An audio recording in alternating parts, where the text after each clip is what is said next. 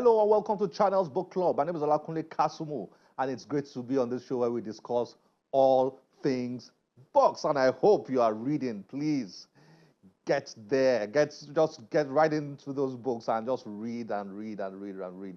Reading makes the mind more developed, and it's very exciting when you find the right book for yourself. Well, our guest today is exciting in terms of his experience, vast experience in the media and, of course, public life. He's written a book which is a compilation of his writings over a number of years. Well, this book on your screen titled Leading from the Streets, Media Interventions by Public Intellectual, 1999 to 2019. It's a compelling read. It will take you down memory lane up until 2019 and remind you of some of the most vital issues affecting this country, Nigeria. Let's get to meet with our author and then enjoy the conversation to review his book, Leading from the Streets. Enjoy this.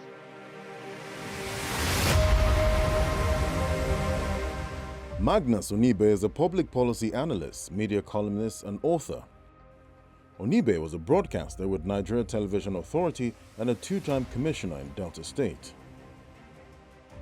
He's the founder of Inspire Group, which comprises of Inspire Realtors Limited, Inspire Media Services Limited, Inspire Consulting Limited, and Inspire Auto Services.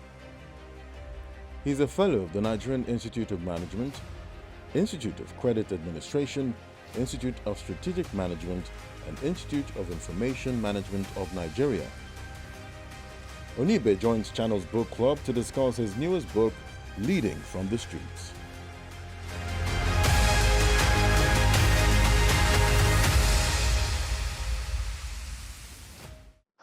Magnus Onyibe, nice to have you again on Channel's Book Club. It's a pleasure. It's great to have you here. Thank you. The last time you were here, it was to launch your book, your other book. I think Yes, Becoming President of Nigeria. Your daughter recently passed. My daughter passed 2017, Yeah. and the book that I talked about when I came here was Becoming President of Nigeria. That was May 2022. Wow. I'm sorry for the. I mean, nobody ever gets over that. No, kind of loss. it's yeah.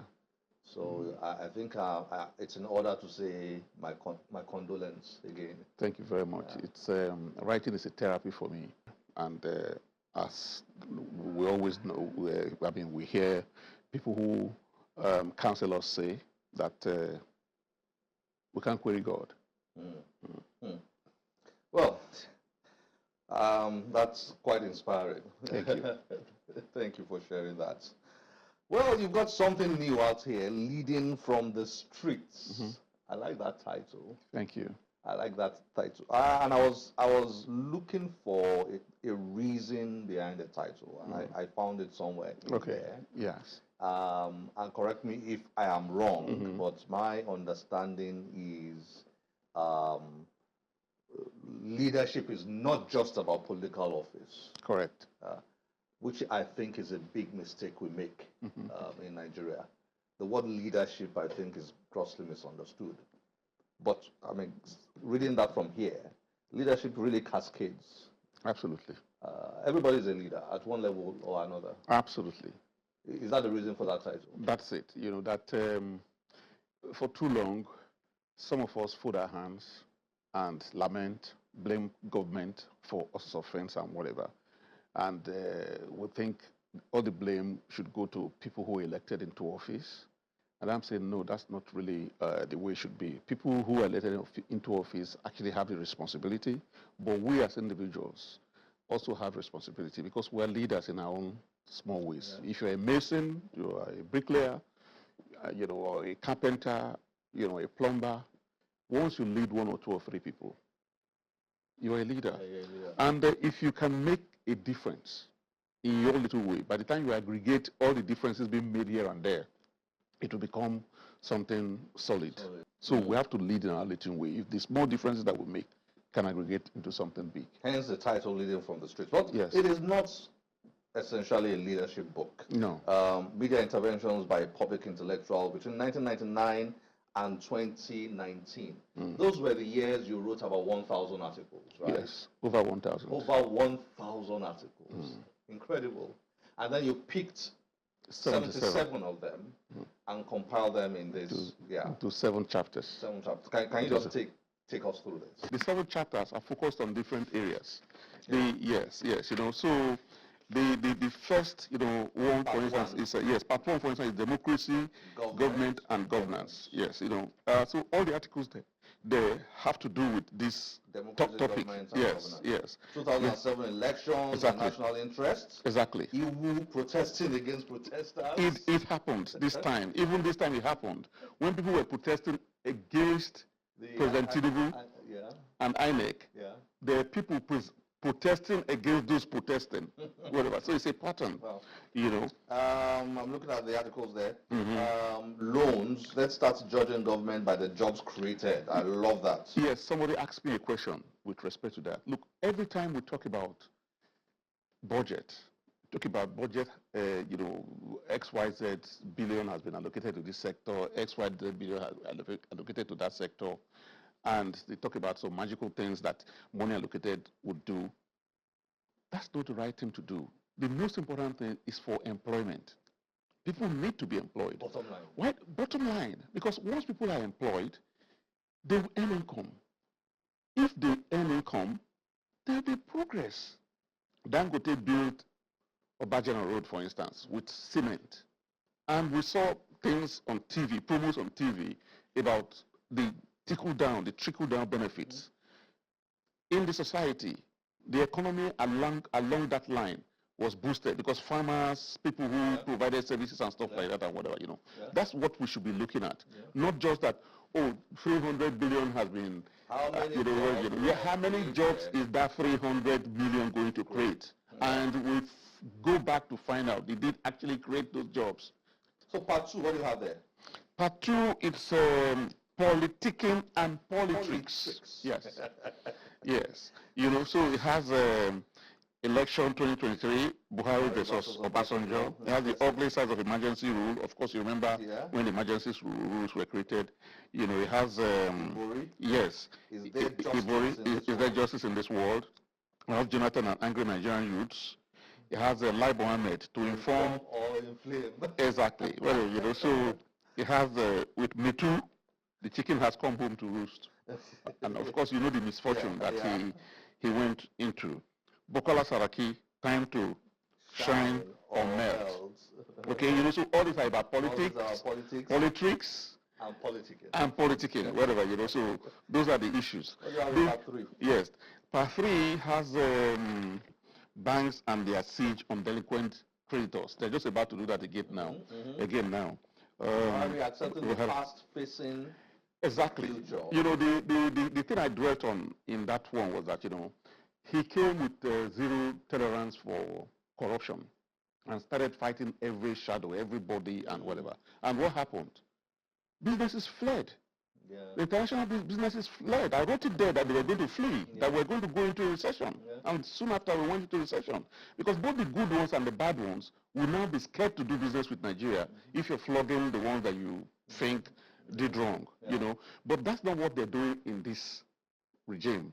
This regime, as you are aware, the CBN governor noted that about $7 billion that was backlog, was there. He had just finished paying, but he separated the seed from the chaff. He said some were fictitious and set them aside and paid the ones that he felt were genuine. The ones that were not genuine, he's waiting for them to go to court or come to him. Nobody has stepped up, So that's what should be done. We cannot be saying thieves and corrupt people all over the place without making sure, because without being specific. You just create panic in the system. A number of the articles emphasize the need to focus more on dealing with poverty. Absolutely. Rather than chasing corruption. Absolutely. I like that. Yes.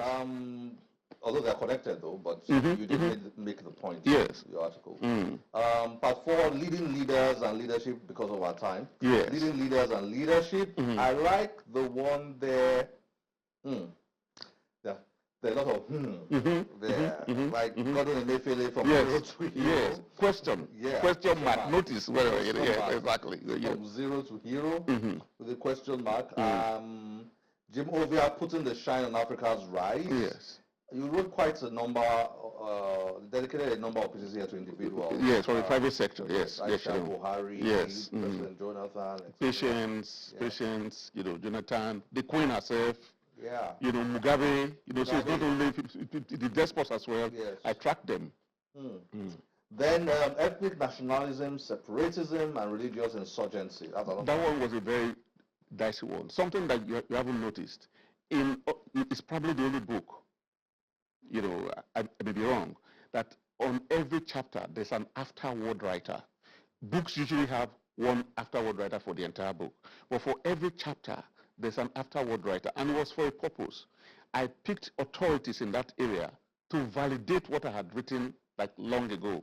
So they brought fresh perspective to it, and it resonated. People like exactly. Abakoba wrote on one, you know, J.K. Randall wrote on the economy, you know, Sheikh Gumi wrote on this chapter that you just mentioned. And because we are very religious sensitive, I had to bring in Primate Nicholas Oko of the Anglican Church and Sheikh Gumi. So two people wrote afterwards for this chapter because I wanted to be balanced. Yeah. You know. And I think I have to give you that in terms of balance. And at times I was reading some of your articles and I said, is it a government, I was wondering whether you're a government apologist. Yes, yes. Then at times I'm reading articles and there, yes. He's really giving it to the government. So you did sway at appropriate times. Yes.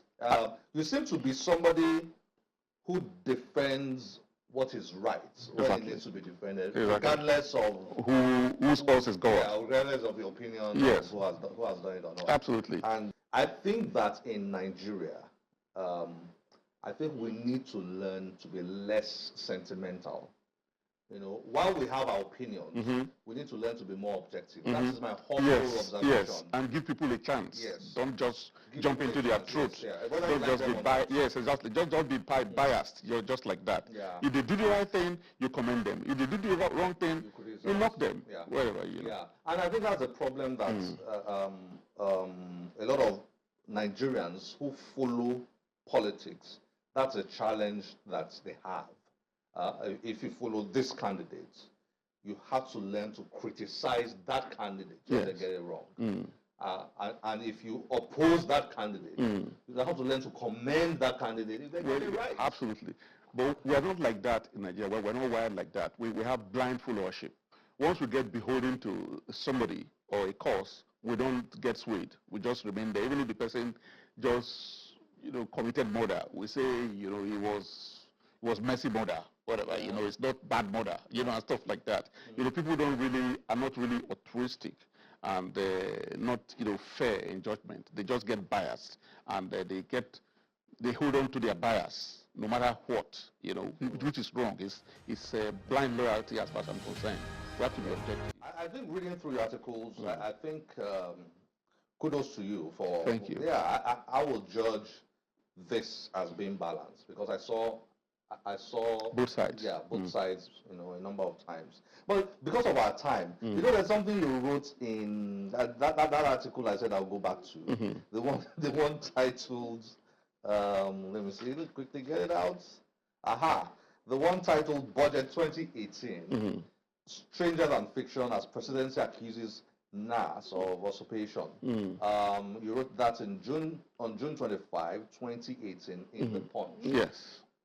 First paragraph. Incredibly, after Nigerians waited with bated breath for a 7-month period that seemed like eternity, President Muhammadu Buhari stated that the 2018 appropriation bill he signed into law is radically different from what he submitted to the National Assembly. Yes.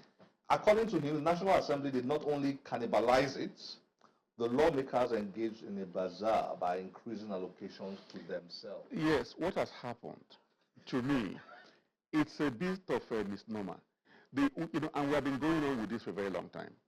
Government has not taken its time to explain to people that the buck ends with the National Assembly when it comes to budget. budget. The president should not expect that he will take the budget to the National Assembly and it will come out the way he gave it to them. That would be rubber stamping. The Constitution gives the National Assembly the right to appropriate. They put a knife to it and do whatever they want to do, but based on the formula already set by the federal government. So they can cut, they can remove. The only area where they go out of order is when they begin to allocate to themselves and they also want to spend it, they want to implement it. Okay? They call it constituency projects. But constituency projects can still be spent or expended or invested by the executive as the Constitution directs. But these days, they take the money and they want to apply themselves. Now, I'm saying they have an opportunity to change that because that's breaking the law. The law says they are lawmakers. They cannot, whatever. But apart from the president and the governors, the National Assembly people or the State House of Assembly people that also contest and go to people to market them, to ask them to vote for them, and they make promises. So they feel that waiting for only the executive to deliver these promises is not enough, that they have to deliver something tangible to the people. So they want to be in charge of delivering those things. Before now, it's against the law. So what they can do, they're just about to review the law, is to put it in. The presidential system of government that we borrowed from the US says that this is the way it is. But we can have a hybrid. We can adapt because of our peculiar situation.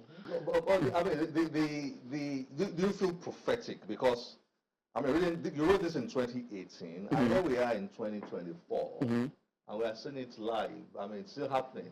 The same thing is being discussed. It's deja vu for me, whatever, So, in fact, there are so many, all the articles here are being replayed. Right now? Yeah, they're being replayed right now. As a matter of fact, the person who wrote the forward, the wartime general, General Yakubu Gowon, recommended this book in his forward to everybody in public office, both students, that they should, because all the pitfalls are here, so they will find how to go about them. Yeah, we've gone through a lot of these things before. Yeah.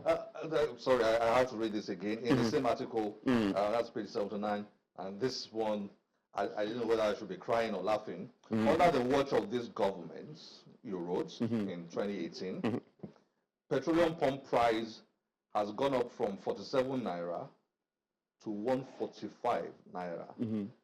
And I stopped when I read that. I said, oh, wow, 2018. In 2018, 6 years ago. Fuel subsidy has tripled to 1.4 trillion naira. Exchange rate has shot up from 160 naira to $1 to 360 naira to $1. You were complaining about that in 2018. Yes, 6 years after. Now, now it's like and throughout this period, you wrote, you said that the emoluments of legislators has ballooned, quadrupling misery among the masses. So in 2018, you were complaining about that. In 2024, we're still complaining. That's why I say it's deja vu. That, everything has magnified. So I was talking, to the tune of, 1 over, 1. I'm talking about 1 over 4 right now. Yes, so things have gotten worse. Nigerians have gotten in a bad situation, but they will pull out of it because there's a lot of rejigging that's going on. I mean, I hope so. I don't like to say some things publicly, but at this point, I think what a lot of Nigerians want to see right now, after all the economists and the experts and the analysts and all that, what the average Nigerian wants to see right now is just improvement in quality of living. Yes. Food, water, housing, basic things. Because a lot of Nigerians are really in misery. I totally agree with you. They are falling into hardship. Very, very high. They are falling into hardship. But the good thing about what is happening right now is that the rejigging that's taking place is so that life will be better. Previously, we were just floating. We were just not going anywhere. We were just living. They let the next day come. Right now, they say go. And they are heading towards the goal. And the ice is thawing. We're beginning to see it. That, These things will change if the fundamentals change. People were thinking, that there was going to be too much profligacy, which is already there, but systematically, that's been reduced from the executive arm of government. The legislative arm of government may do something very soon. Because as you can see, the president decided that people who go on trip with him, the entourage, whatever you like to call it, should be reduced to a certain number. And people are saying, oh, he did not even maintain it. Like I said, it's gradually. We're going in that direction. Now he has added another one now, that in the next 3 months, nobody's going anywhere, except it is very, very essential. That's another costing measure. You sound quite optimistic. Yeah. On the final note, so this, I'm going to read to you one optimism you expressed in, let's see. You really went through it. So I commend you. Yes. So one optimism you expressed in 2019. I'll read it to you, and on the final notes, you have to tell me whether you will stick to your optimism, or you might, might become more observant. All right. Let's see. With high quality inputs from the respected crop of economists drawn from the academia and the private sector, recently inaugurated by President Buhari as members of the Presidential Advisory Council. And I have to confess to you, I was also excited at that time. You wrote, I am optimistic that Nigeria is at the cusp of an economic voyage of discovery. That didn't really pan out. No, it didn't. Because, like I told you earlier, the last statement I made to you was that, the previous government didn't have a direction. But right now, with President Tinubu, the people who are implementing, the minister, the CBN governor, these are the technocrats themselves. It's not like the other one that were just there as politicians, not professionals. And the professional team advisors were giving them advice. No, these people know it. Okay, Magnus, thank you very much. Great job you've done here. Fantastic. I love it. Thank you very much. Absolutely love it. Thank you very much. Thank you very much for joining us on Channels Book Club. Thank you. I appreciate it. Well done. Thank you. Thank you for having me.